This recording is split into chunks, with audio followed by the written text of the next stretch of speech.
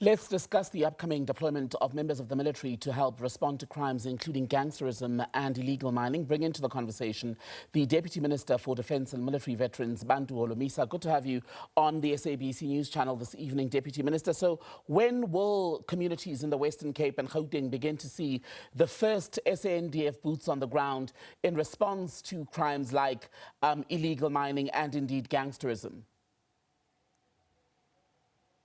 Thank you very much for inviting me to participate in this important debate.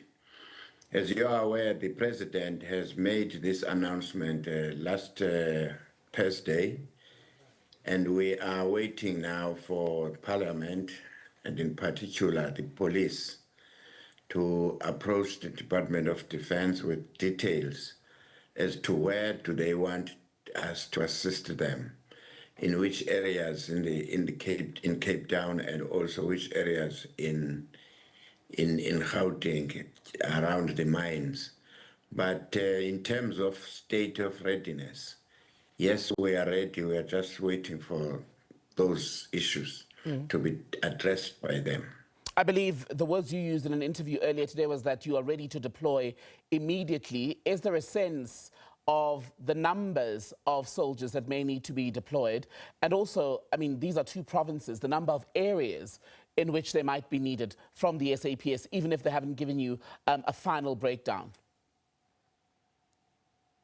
For this, we wait for the police to tell us how many people would they like to be assisted with. But normally, you look at the brigade or a company which to do such work, but we don't want to do thumb sucking.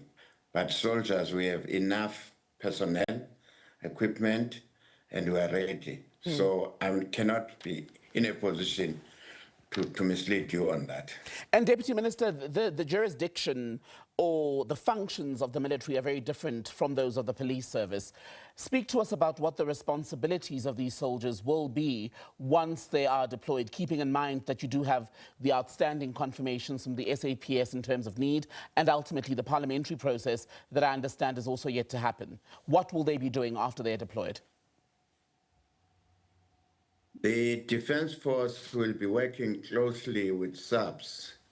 There will be joint operation centers in the affected areas, as and when the police request us, either for patrolling the area with them, or that they want to go and arrest people or do searches.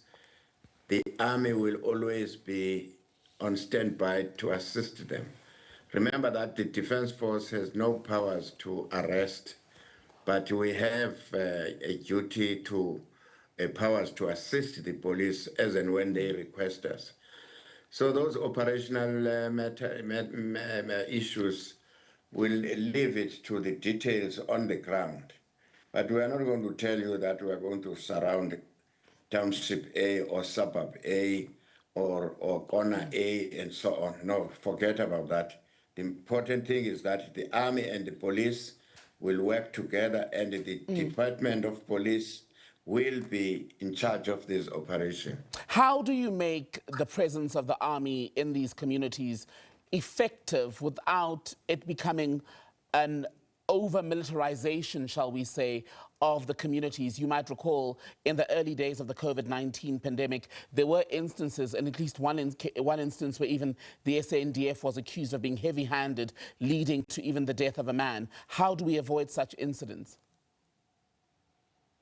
When orders are issued by the commanders on the ground to those troops who will be deployed in these areas, the commanders will insist that the discipline must be held in higher standard, and that the deployed soldiers, they must stick to their mission. And you have to make sure when you brief troops that they understand their mission. Their mission is to assist the police. In other words, they will have to work closely with the police on the ground, not just loitering alone there without the police presence. So we need to stick to that. But the other issue you are raising, where there were mistakes in the past or incidents, this time around, the troops will be told that, remember that during COVID period, this is what soldiers were accused of. Therefore, avoid those issues. But at the same time, the suspects and criminals must not take chances. Right, and let's talk about then the mixed reactions. I don't know if you were able to hear our report that we played just before the beginning of your conversation tonight, where even on the Cape Flats, where gangsterism has been so rife and has really destroyed many lives, the community is still divided about whether the SANDF's presence will help to make a difference. People, in fact, like the Cape Crisis Coalition, feels we're putting a Band-Aid on a gaping wound and it'll only lead to a temporary lull, like what happened in 2019. And then when the military leaves, there appears to be no real plan to respond to the problem. How long will the military remain in these communities? And ultimately, how do we ensure that the benefits are sustained beyond the SANDF deployment? There will have to be some concurrent activities which would take place outside the soldiers who you see in the streets.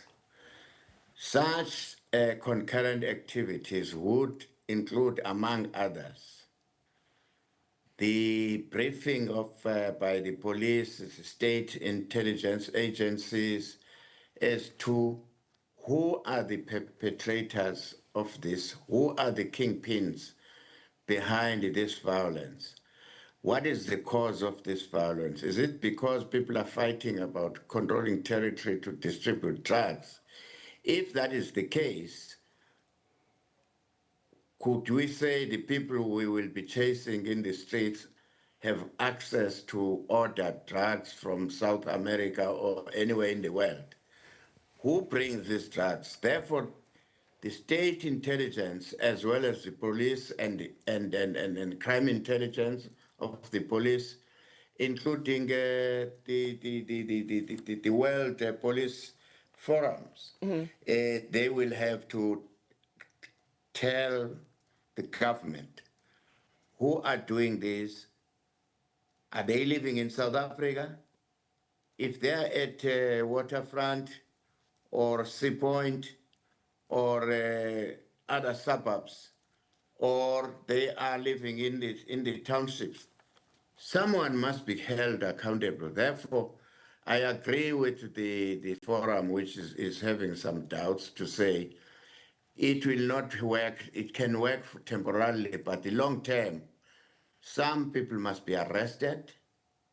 Those who are living in luxury life in the Camps Bay and other areas, they must be arrested and tell us, what is the aim of you bringing drugs in South Africa, if that is the main cause of this violence? Then briefly, Deputy Minister, there are calls in the Eastern Cape from the DA, even Premier Oscar Mabuyane. I was looking at a report in Daily Maverick today saying they too want the SANDF to be deployed to the northern parts of Gqeberha to deal with gangsterism there.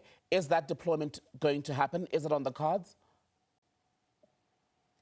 There is no doubt in anybody's mind that the decision by the cabinet, and in particular the decision by the president to deploy soldiers to help police, is not going to end up in Cape Town and Johannesburg. You still have here areas like Eastern Cape N2, where the construction mafia are interfering with the construction of those bridges there at Msikaba and other areas. Yes, we hear now that the Port Elizabeth Gqeberha is also complaining or requesting. Let them reduce that to the president and the Minister of Police will table that into the National Security Council. And we have to deal with this crime once and for all throughout the country.